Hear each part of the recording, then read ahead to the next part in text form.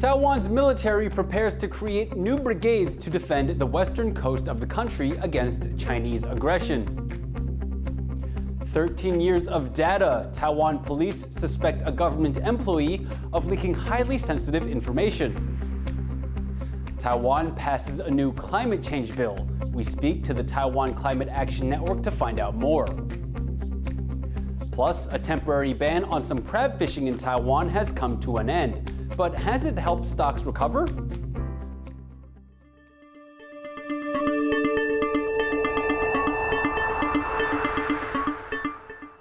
A warm welcome to TaiwanPlus News. I'm Liao. Taiwan's military has announced it will be establishing 5 new coastal brigades. This comes just weeks after Taiwan's legislature decided to extend the length of mandatory military service. The formation of the new brigades is the latest in a growing list of measures Taiwan has announced to bulk up its defense capabilities. Hameokan has this update.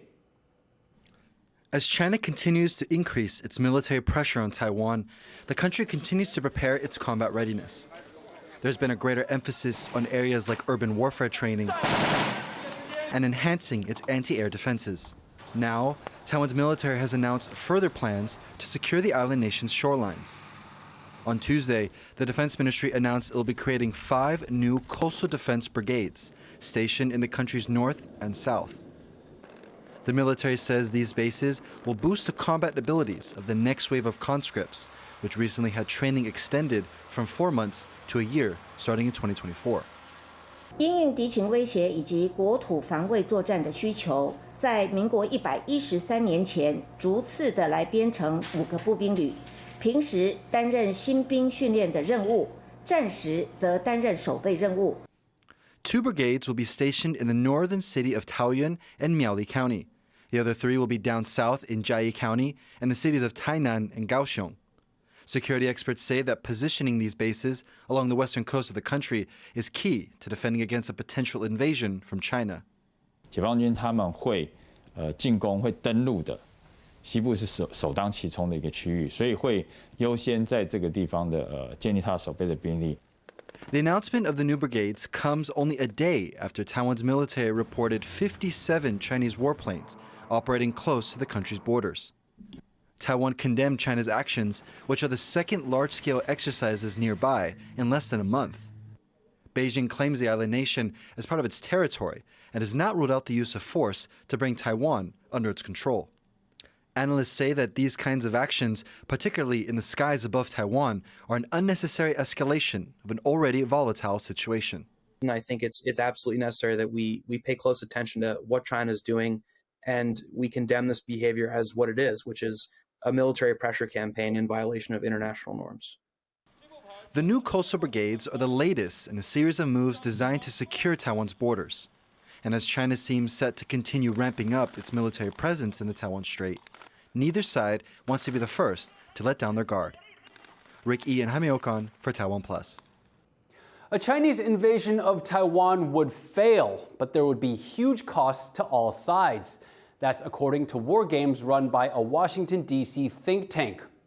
The Center for Strategic and International Studies ran war games modeling a Chinese amphibious invasion of Taiwan in 2026. It found that Taiwan survived as a self-governing democracy in most scenarios, but its economy was deeply impacted. And China and the United States also suffered heavy losses when they fought over Taiwan. The think tank argued that the costs and risks for both China and the U.S. mean they should both want to avoid war. Matthew Kansian, one of the authors of the report, said that for Taiwan to hold on to its autonomy in the event of a Chinese invasion, the following was needed. First, Taiwan must resist. If Taiwan capitulates immediately upon invasion, like Denmark or Thailand did in World War II, then there's nothing that the U.S. can do in order to reverse that capitulation. Second, the U.S. must quickly commit its own forces to direct combat operations against China. If there's no U.S. commitment whatsoever, we estimate that it would take about 2 or 3 months for China to conquer Taiwan if Taiwan resisted to the best of its abilities, but that success on China's part is inevitable. There's no Ukraine model for a Taiwan war. We can't simply try to resupply Taiwan and give them weapons during the war, because China will be able to intercept any sort of shipment. A Taiwan Health Ministry employee has been arrested on suspicion of leaking personal data over the course of 13 years. Police say that could include the private information of intelligence officials. The worker's employers say they presume she's innocent, but they've removed her from her job just in case. Stash Butler has the story. Xie Yulian walks in for questioning behind her blue jacket. This government employee is suspected of leaking sensitive health data. 科长，你是从事间谍工作是不是？你把资料到底交给谁啊？ Police arrested Xie on Monday night, along with another 2 people who were released without bail. Investigators are looking into whether Xie passed on the personal information of intelligence officials. Right now, it's unclear how much data she might have taken or what she did with it. Xie faces 3 years in prison if she's charged and found guilty. But human rights campaigners say her case is part of a wider problem, that Taiwan lacks oversight of government data access. 台湾并没有一个机制，就是我们在政府机关的资料，当这些资料被查询或者是被不同的政府机关串联的时候，人民并不会被通知。And researchers say Taiwan can do better to ensure that data is properly anonymized. 有一点很重要，就是所有的系统在揭露的时候，一定要做到另外一个去识别，也就是遮罩。台湾的个资法其实没有像就是欧盟或者是日本其他国家去就是去处理说，什么是假名化，什么是匿名化。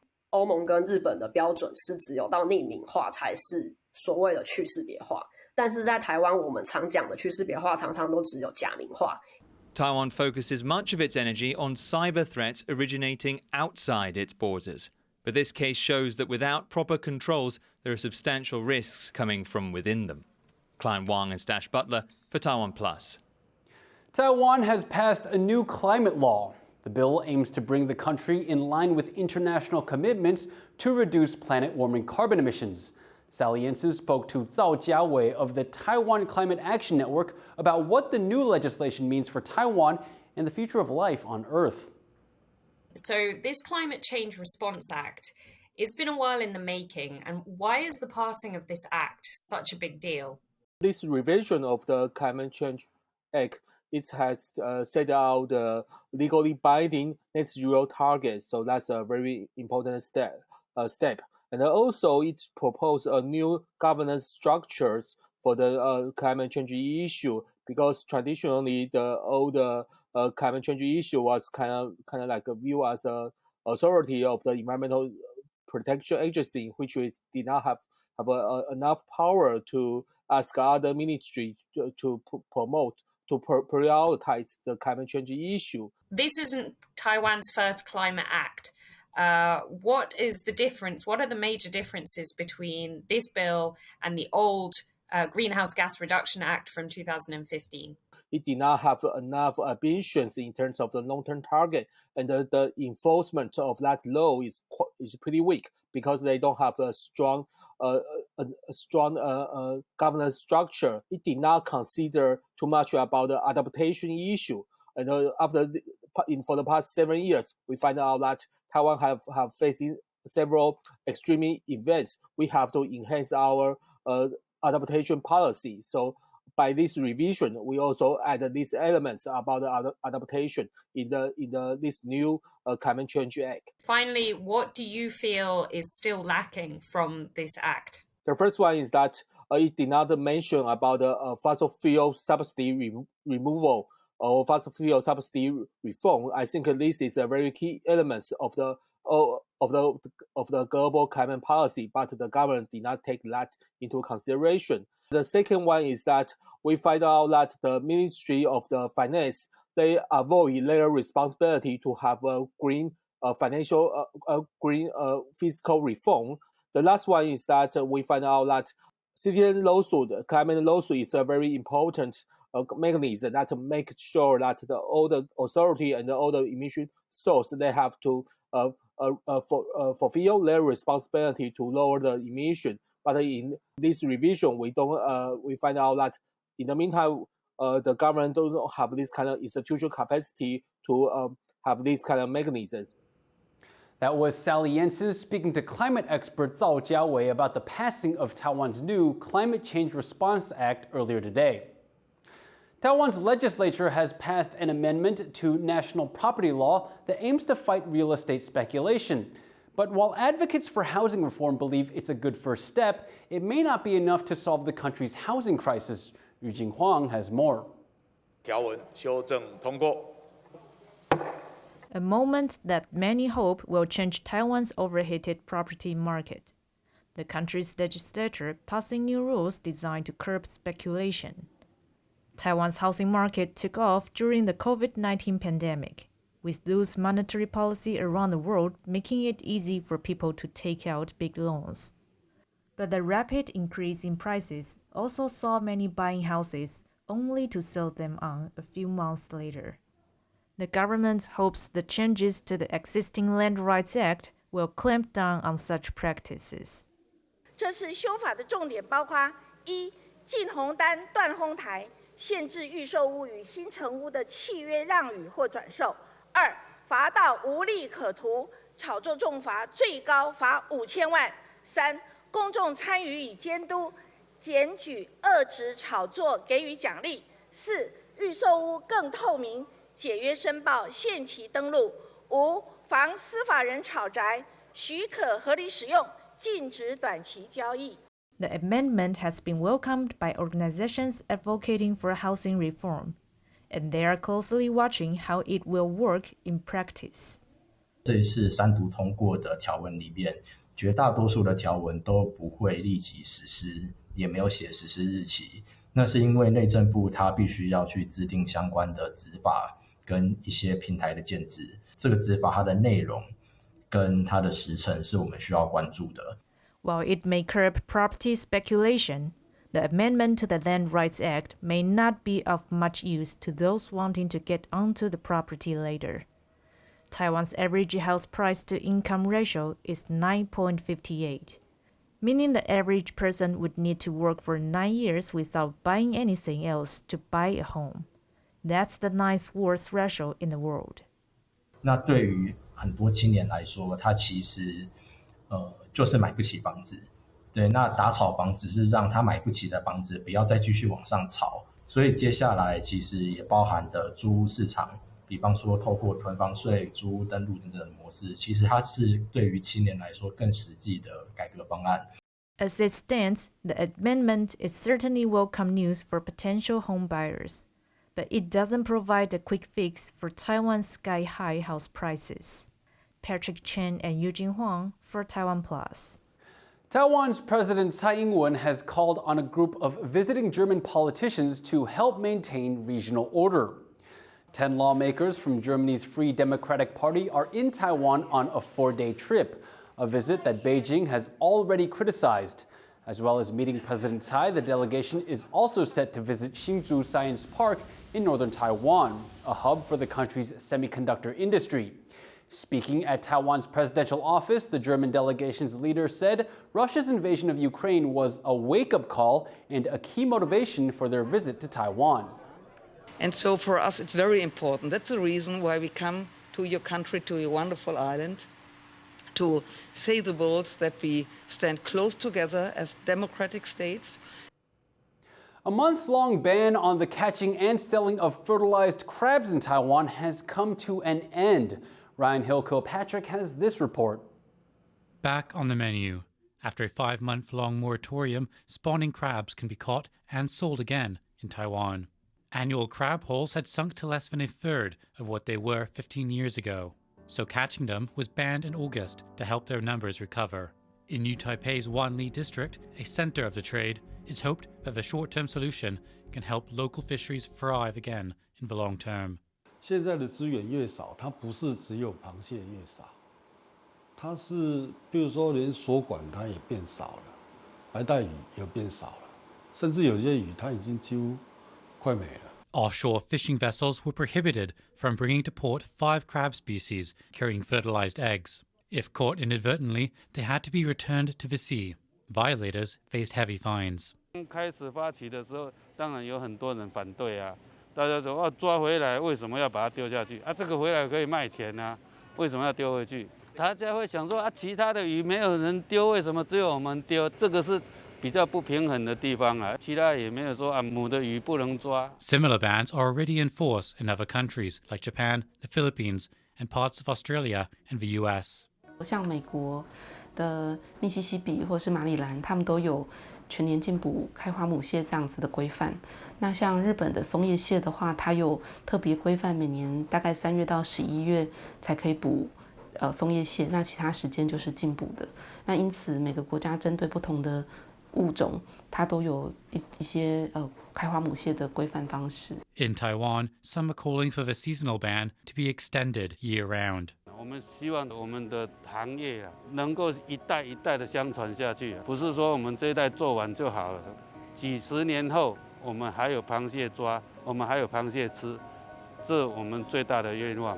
Despite disagreements over the ban, all parties are looking to ensure this outcome. Ryan Kilpatrick for TaiwanPlus. Coming up, have scientists cracked the secret to a long life? Find out after the break.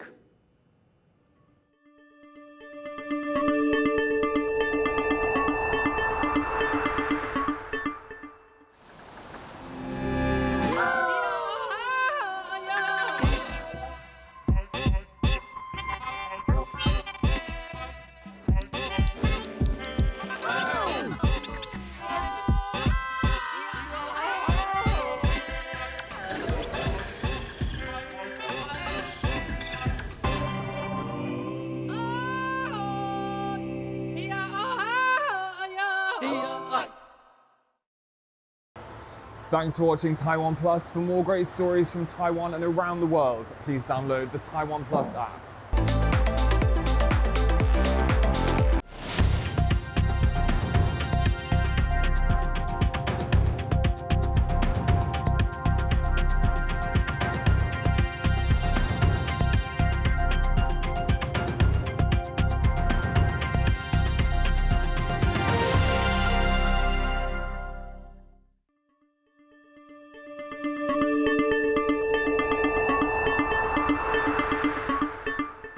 Welcome back. You're watching TaiwanPlus News. Here's a look at some top international stories. Pakistan has been pledged over $9 billion in disaster relief funding following a joint conference the country held with the United Nations. The funds come after Pakistan experienced the worst flooding in its history last year, which caused mass devastation. While the money will be a great help for recovery efforts, the amount still falls short of what the country, which relies on international support, fully needs. Sam Robbins has more. This is what United Nations Secretary General Antonio Guterres described as climate carnage. Deadly flooding in Pakistan last year is estimated to have killed over 1,700 people, displaced more than 8 million more, and caused $16 billion worth of damage. This week, Pakistan and the UN rallied together to hold a major conference in Geneva to help bring in international aid and support. At the event, Pakistan's Prime Minister, Shehbaz Sharif, spoke about the desolation the floods had caused. I have not seen in my entire lifetime this kind of devastation, which has not only crippled our economy, but has posed a challenge which Pakistan alone cannot negotiate with. Following the summit, donors from around the world offered $9 billion in aid to Pakistan. While a welcome relief, this still falls short of the amount needed to fully recover from the damage. In addition, many see the flood and the ensuing crisis as indicative of much larger issues. At the summit on Monday, Guterres lambasted the international community for not living up to their responsibilities. In addition to natural disasters, Pakistan is also a victim of the man-made disaster of a morally bankrupt global financial system. A system that denies middle-income countries debt relief and concessional financing to invest in resilience and recovery. And that must change. Throughout the conference, climate change weighed heavily over the proceedings. These discussions echoed last November's global climate conference, COP27. At that event, Pakistan's climate minister suggested that the global community lacked urgency in their response to both this disaster and the overall crisis the world is currently facing. So, what goes on in Pakistan won't stay in Pakistan. We don't wish for it to be that way. But the dystopia has already come to our doorsteps, right? So there is a recognition that we are facing a new existential normal, a new climate normal for the world, but there still isn't a recognition that the financial system that's been running the world, that is called globalization, both commercial, economic, and even financial, is not going to be able to bail out the millions that are dying and in need. Delegates at this week's conference hope to drum up wider support for Pakistan during its time of crisis. In part, this goal was achieved. But for those on the front line dealing with this disaster and preparing for the next, the global reaction still falls short. During the summit, Pakistan and the UN sent a clear message that the international community needs to better organize and unify in its response to natural disasters, particularly so as climate change threatens to cause wider devastation throughout the world. Howard Chang and Sam Robbins for TaiwanPlus. Pakistan is far from the only country dealing with the effects of climate change. In the U.S., flooding brought on by storms along the California coast have severely affected residents there. Jeremy Olivier has this report. Trying to keep the floodwaters at bay, residents in California are dealing with the effects of a succession of powerful storms that have battered the central coast of the most populous U.S. state. At least 14 people have been killed, and tens of thousands have had to evacuate their homes. Roads are blocked, schools closed, and many communities are without electricity after winds of almost 100 kilometers per hour knock trees onto power lines. Where they can, residents are assessing the damage to their property and cleaning up the mud and debris left behind. This is the biggest flood that we've seen since we've been here, and certainly on the lower end of the neighborhood, so we're on the high end. It's crazy to see the flood line, overhead. I hope people were ready for it. I don't know if they were. The National Weather Service says that the storms are atmospheric rivers, long, narrow plumes of moisture that carry massive amounts of water in the atmosphere. But experts say the state was already susceptible to floods after scores of droughts and wildfires damaged the land, making it more difficult for it to absorb rainwater. It's expected that as climate change intensifies, these storms will only become more frequent, a harsh reality for the hundreds of thousands of residents who must continue to endure the onslaught of natural disasters. Andy Xue and Jeremy Olivier for TaiwanPlus. China has suspended issuing some new visas for people from Japan and South Korea. The move comes in retaliation for what Beijing has described as the two countries' quote, discriminatory entry restrictions. Tokyo and Seoul recently imposed new COVID-19 requirements for travelers from China. This includes presenting a negative COVID test taken shortly before leaving the country. Those new measures came as China has reopened its borders and loosened regulations from its strict zero-COVID policy. Health experts now believe the virus is spreading rampantly throughout the nation. In response, many countries have imposed new restrictions on travelers from China amid fears the virus's rapid spread could lead to more harmful mutations. 우리 정부의 중국발 입국자를 대상으로 한 방역 강화 조치는 과학적이고 객관적인 근거에 입각해서 내린 조치입니다. Thailand has canceled a COVID-19 vaccine requirement for incoming travelers just 2 days after the policy was announced. It comes after China lifted its quarantine requirements over the weekend. Thailand initially introduced the requirements over fears of a surge in COVID cases in China. But Thai officials now say China and many other countries have high enough vaccination rates to provide herd immunity, and that asking for proof would be inconvenient. Thailand's health minister was at Bangkok's main airport on Monday to welcome the first tourists traveling directly from China in 3 years.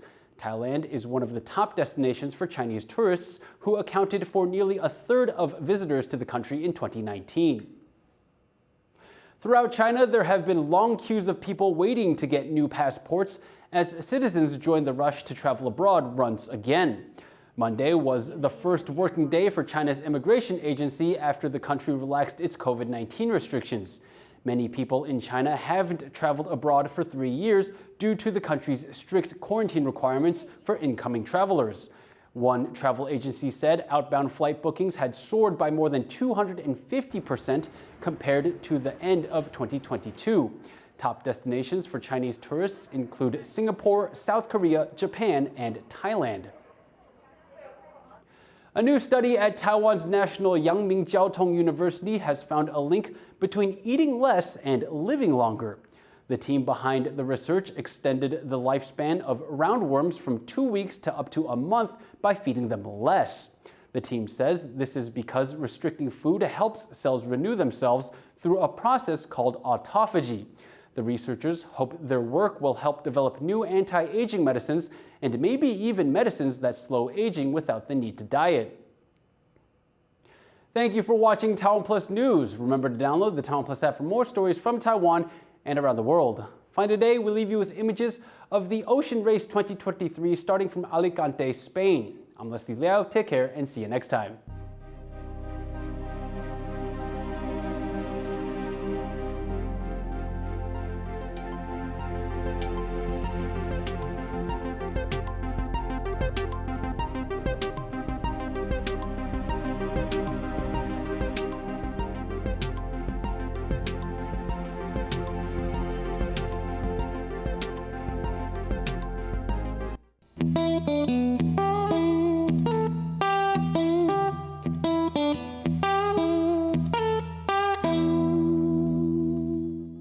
For more stories from Taiwan that tower above the rest, please download the TaiwanPlus app.